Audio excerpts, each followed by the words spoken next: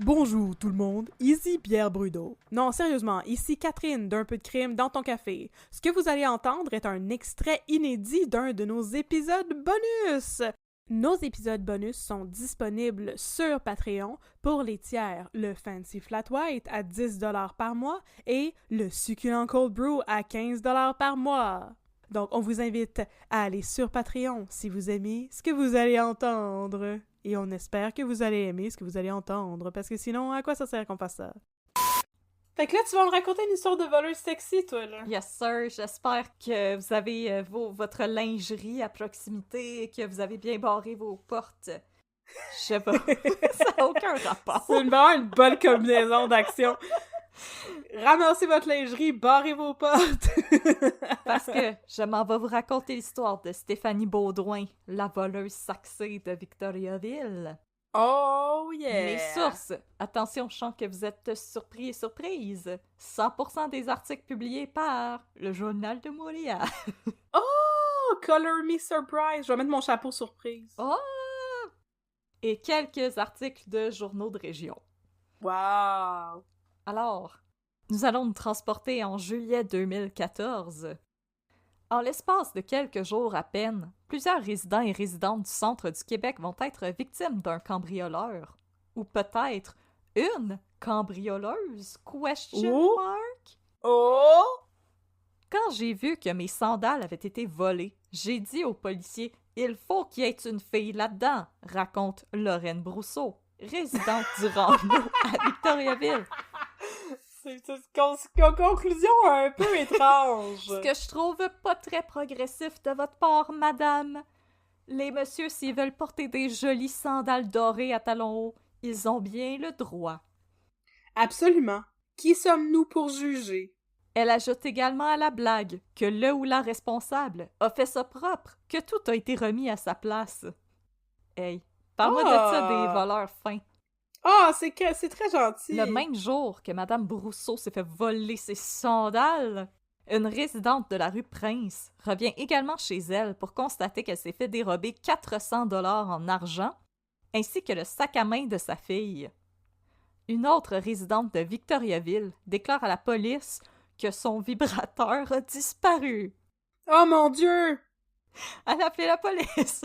C'est donc ben terrible. Voyons donc, volez pas le vibrateur aux jambes. Non. Je suis toute seule qui trouve ça dégueu pis pas sanitaire, ça? Non, moi aussi, ça a été ma réaction de « Ah, non! » Madame, êtes-vous sûre que vous l'avez pas rangé à la bonne place? C'est possible, madame. À cette série de vols s'ajoutent d'autres vols similaires qui ont été commis le 16 juillet, mais cette fois-ci à Plessisville. Un couple, Élise Turcotte et François Marcoux, se considèrent chanceux. L'auteur des crimes aurait tenté de forcer la porte-fenêtre avant d'essayer une fenêtre, puis une autre porte. Et c'est à ce moment que le système d'alarme a alerté les policiers. François Marcoux conclut « On a sauvé le reste du rang. » OK. Ces gens me semblent tous très sympathiques. Oui, absolument.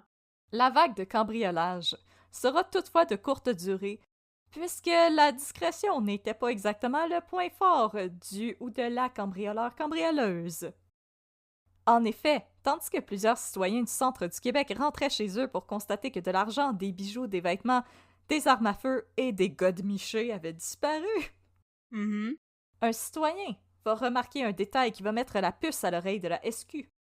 Quelque temps avant la vague de cambriolage, 2 adolescents qui n'avaient jamais vu auparavant se promenaient dans le quartier, l'air de faire du repérage ou des danses TikTok. Se sentant observés, ils ont fini par disparaître à bord d'une Mitsubishi Lancer blanche avec des jantes roses qui s'éloigne en vitesse du quartier. C'est vraiment une auto de Barbie, là. Mais c'est pas discret partout, ça. Non, surtout qu'à Victo, tout le monde se promène en 4 roues. Oui, c'est ça. C'est connu. C'est connu. Comme le gars qui se ramasse avec une mouette dans l'œil. Voilà. Plusieurs citoyens et citoyennes confirment par ailleurs avoir observé cette voiture dans les jours qui ont précédé les cambriolages. Oh.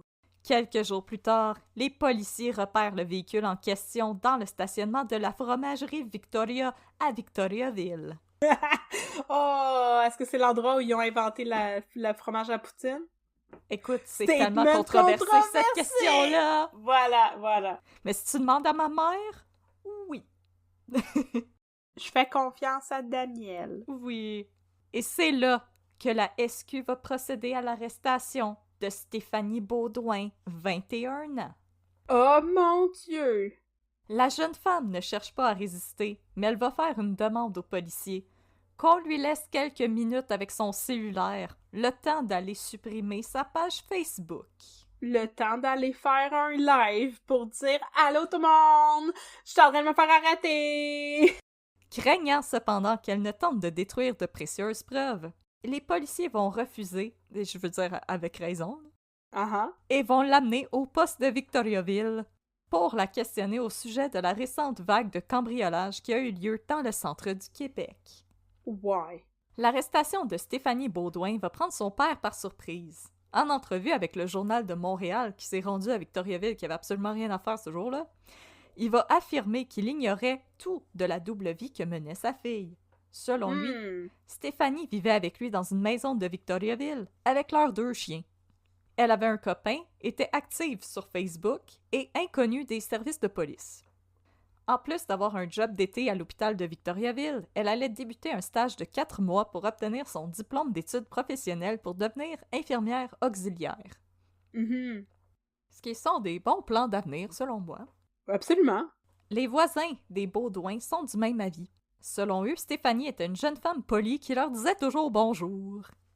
Un ami du copain de l'époque de Stéphanie se doutait cependant que quelque chose clochait. Parce que Stéphanie, elle a à peine 21 ans, une voiture neuve entièrement customized comme dans GTA. Oh mon Dieu! Les seins refaits. Et elle poste régulièrement sur Facebook des photos d'elle avec des piles d'argent, des bijoux et des guns. Oh my... Des guns? Des guns. Pourquoi? Pourquoi des guns? Pourquoi pas?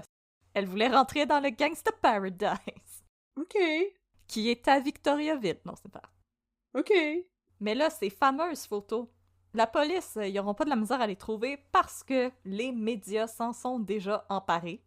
Entre autres, le célèbre Paris Match, qui va consacrer un article à l'arrestation de Stéphanie Baudouin et qui vont l'intituler « Stéphanie Baudouin, la criminelle sexy qui affole le web ». Oh là là là là! Puis là, ben, bien entendu, je vais vous citer ce véritable monument de poésie moderne. Oui, vas-y. Regard langoureux vers l'objectif, légèrement de profil avec le torse bombé pour mieux attirer l'attention sur sa fausse poitrine, la jeune femme de 21 ans a tout de la bimbo inoffensive. D'accord. C'est le Paris Match, je devais prendre cette action, bien entendu. Absolument, mais moi je suis pas sûre qu'une bimbo c'est si inoffensif que ça. Non, c'est le pouvoir des femmes de séduire les hommes. Absolument. Haha. Et c'est les fausses boules sont sans doute assez pointues pour crever un œil ou quelque chose comme ça. Je suis sûre qu'il y a des armes cachées dans ces fausses boules. Comme dans Austin Powers. On y apprend également qu'une page Facebook comptant plus de 3000 abonnés a été créée pour elle par des admirateurs. Quoi? Mon Dieu, ça prend pas grand-chose en vie pour avoir des admirateurs, hein, pareil. Non, je dis ça de même, il y a des gens qui cherchent le remède au cancer et au VIH présentement. Oui, mais pourquoi auraient-ils des admirateurs, eux autres, hein? Vous avez juste à être beau et chercher le remède contre le cancer. Écoute, la vie est facile quand on est beau. C'est vrai, par exemple. Prenez Babine en exemple. Non, ben oui, prenez le jeune docteur Fendant Pomerleau. Dans l'article, on va aussi la comparer à Jeremy Meeks, ce fameux Américain de 30 ans qui est devenu viral sur Internet au moment de son arrestation pour cause d'avoir été vraiment hot sur son mugshot. Ah oui, je m'en rappelle de lui! Celui qui a les yeux bleus vraiment perçants. Ouais, pis il y a des belles lèvres, je vais être honnête. Il a un beau faciès.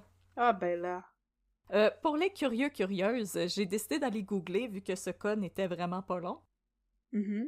Suite à son hashtag viral moment, Jeremy Meeks a abandonné la mère de ses enfants, est devenu un grand mannequin international et s'est Quoi? marié avec une riche héritière. Quoi? Mon Dieu, je me serais pas attendu à ça. Moi, je m'attends exactement à ça. Oh wow.